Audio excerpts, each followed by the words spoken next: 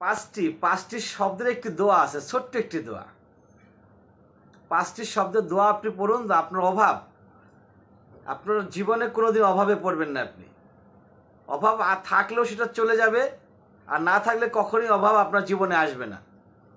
কবরের যে ভয়, কবরের ভয় থাকবে না। কবরে একা থাকবেন, অন্ধকার রাত, সেই একা কবরে যে ভয় থাকবে, সেই ভয় চলে যাবে, ভয় থাকবে না। আল্লাহর প্রকাশ্য ও গোপন দৌলত দান করবেন। প্রকাশ্য দৌলত কোনটা? প্রকাশ্য দৌলত হচ্ছে টাকা পয়সা, বাড়ি গাড়ির সম্পদ, চাকরি বাকরি, বিজনেস, এগুলো হচ্ছে প্রকাশ্য দৌলত। আর গোপন দৌলত হচ্ছে নেকি, সোয়াব, বেশি থেকে বেশি পরিমাণে নেকি আপনার আমলনামায় যোগ হতে থাকবে। এবং জান্নাত, মহান রব্বুল আলামিন আপনাকে জান্নাত দান করবেন। সর্বোচ্চ সাফল্য। জান্নাত পেলে আর কি লাগে বলেন? জান্নাত কিন্তু খুব সহজ না ভাই, খুব কঠিন জিনিস। আর এটা যদি অল্পতেই পাওয়া যায়, খুব সহজে যদি জান্নাতটা পাওয়া যায়, তাহলে লস কোথায়? কোনো লস নাই। সর্বোচ্চ সাফল্য এটা আল্লাহ বলেছেন, স্বয়ং আল্লাহ বলেছেন সর্বোচ্চ মানে সফলতার সংজ্ঞা হচ্ছে যেই ব্যক্তি নিজেকে জাহান্নামের আগুন থেকে বাঁচাইতে পারলো এবং নিজেকে জান্নাতে প্রবেশ করাইতে পারলো, সেই হলো সফল। এটা স্বয়ং আল্লাহ বলছেন। তা আমরা যদি এই ছোট্ট দোয়ার মাধ্যমে আমরা জান্নাত পেতে পারি, আমাদের অভাব দূর করাইতে পারি, প্রকাশ্য এবং গোপন দৌলতের অধিকারী হতে পারি, কবরের ভয়টা আমাদের মন থেকে সরাই দিতে পারি, তাহলে কেন আমরা আমলটা করব না? কেন এই দোয়াটা পড়বো না? দোয়াটা হচ্ছে কি?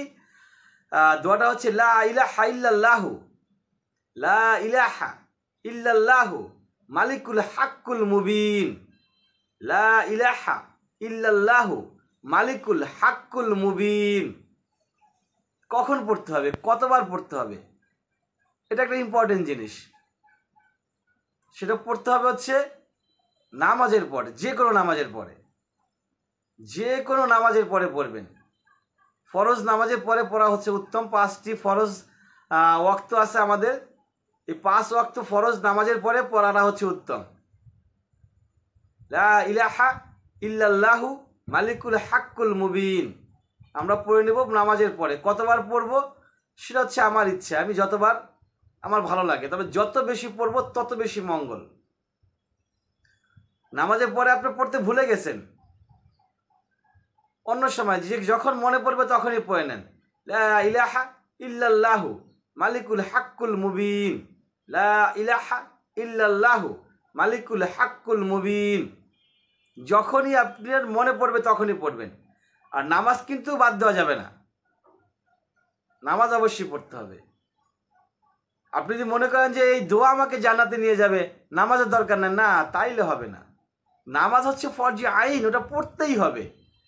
ওটা না পড়লে তো আপনি মুসলমানই থাকবেন না। বিশেষজ্ঞরা বলেছেন মুসলমান এবং কাফেরের মধ্যে পার্থক্য হচ্ছে নামাজ। মুসলমান নামাজ পড়ে, কাফের নামাজ পড়ে না। ওয়া আখির দাওয়ানা আলহামদুলিল্লাহি রাব্বিল আলামিন।